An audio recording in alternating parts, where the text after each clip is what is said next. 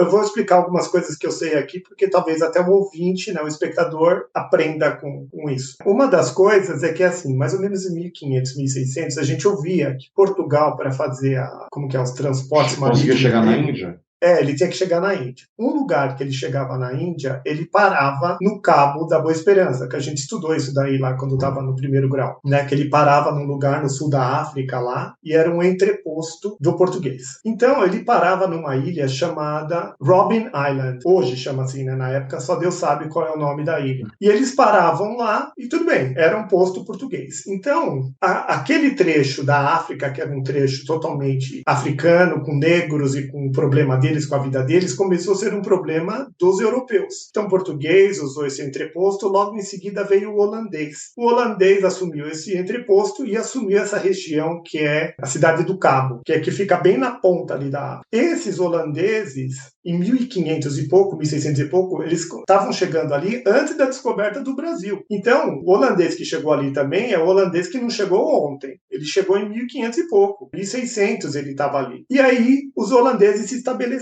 Então, se estabeleceram os holandeses, se estabeleceram os franceses, que estavam fugindo do calvinismo, porque teve uma galera francesa que estava fugindo da Europa porque eles se tornaram calvinistas. Num país que é altamente católico, eles precisavam fugir dali. Então, vários franceses foram para lá, para a África do Sul. E vários alemães. Então, o que aconteceu? Ficou uma colonização branca num país negro. Só que um país branco falando holandês. Então, a língua principal dos brancos nessa região é um holandês. Então é interessante que esse povo que é francês, com holandês, com alemão, se estabeleceu ali, em 1600. Como o Brasil começou a se estabelecer a partir de 1600, 1500 e pouco, 1600. E aí, eles, por ter o domínio militar, etc e tal, eles simplesmente foram dominando os povos negros que habitavam lá na região. E lá, os negros não eram um ou dois. Tinha trocentas tribos. E elas não eram amigas entre elas. Elas eram inimigas. E aí chega o camarada externo, esse holandês, e começa a dominar toda a região. E instituiu a língua deles, empurrando goela abaixo. Só que o que acontece? O povo local continuou falando a língua deles e eles meio que fizeram meio termo. Só que nesse meio termo, 93% das terras era dos brancos. E a grande maioria da população ficou com 7% da terra. Agora imagina, uma multidão de pessoas, uma galera colossal em 7% da terra. E 93% dominado pelos brancos. Isso me fez lembrar daquela cena que o Mandela é chamado para conversar, né, com os poderosos, né? Eles viram e falam, olha, é o seguinte, não tem como você ganhar essa guerra. Porque a gente tem a força estatal, a gente tem o exército, a gente tem arma. Aí o Mandela vira e fala, bom, eu tenho 30 milhões de pessoas. Tá, por um lado, realmente, tem a força da dominação, mas por outro, é um mundaréu de gente que não acaba mais. Quer dizer, eles podem até apanhar e morrer muito, mas eles nunca vão baixar a guarda, porque eles sabem que eles podem desgastar o poder até, né, conseguir, né, o que eles querem. Sim e não, né? Porque eu acho que, inclusive, nessa dominação que aconteceu em 1600, o branco que vem com as armas, com poder militar, etc e tal, que nem a Operação Torniquete, foi colocando eles nos guetos, nos cantos do país, 7% só dos espaços para eles, e foi dominando militarmente. Então, eles vêm de um processo de subserviência. E aí, conforme vai passando as décadas, os séculos, eles vão ficando meio tapadinhos. Não adianta brigar, a gente não tem poder de fogo. Então, mas o que é louco, né, é que assim, no começo não tinha essa ideia de negro. Para os europeus tinham, mas para eles eram tribos. Então tem uma tribo aqui, tem uma tribo aqui. Não é a ideia dessa união, que foi aquele símbolo que o Mandela fica falando, né? Eu, você, tal,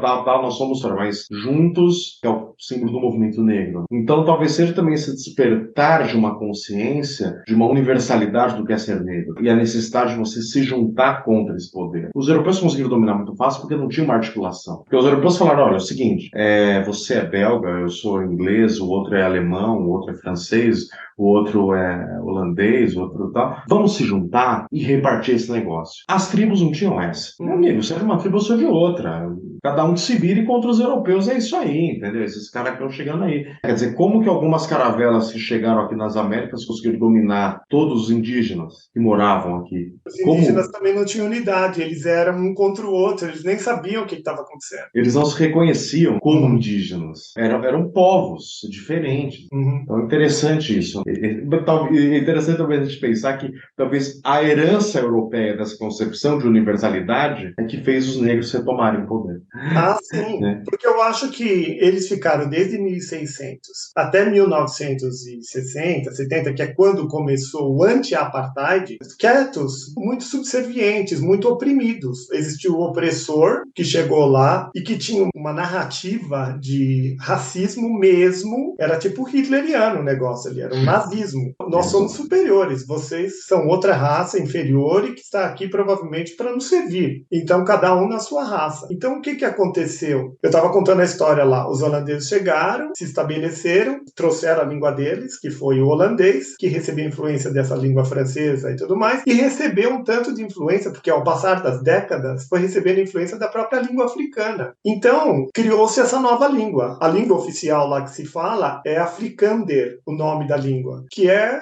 o holandês modificado pela língua africana. Mas é 95% holandês. Então, se um holandês chegar na África do Sul, ele conversa normalmente. É que nem falar um dialeto do português. Mas só que aconteceu o seguinte também, depois de o holandês já estava estabelecido, chegaram os ingleses. Aí os ingleses guerrearam contra o holandês que estava ali e tomaram o poder. Mas tomaram o poder meio que dividindo o poder com os brancos. Então ficou o inglês, o holandês sendo os brancos, mas meio que um de olho no outro. Porque o holandês ainda tinha essa coisa muito de nazista, muito de purista. E o inglês já mais ou menos estava no Império Inglês. Por isso que também tem um monte de indiano lá, porque como no Império Inglês, o indiano era objetos que podiam ser mudados, né? Então vários indianos foram importados para a África do Sul. Gandhi, né, que a gente viu também. Que a gente assistiu. A história de Gandhi é anterior a isso, é mais ou menos no início de 1905, 1902, por aí. Então ela é antes dessa história do apartheid, porque embora existisse uma segregação colossal ali no país, já desde sempre, a palavra apartheid começou em 1948. É curioso, porque ela acaba a Segunda Guerra Mundial, aí que se estabelece o apartheid.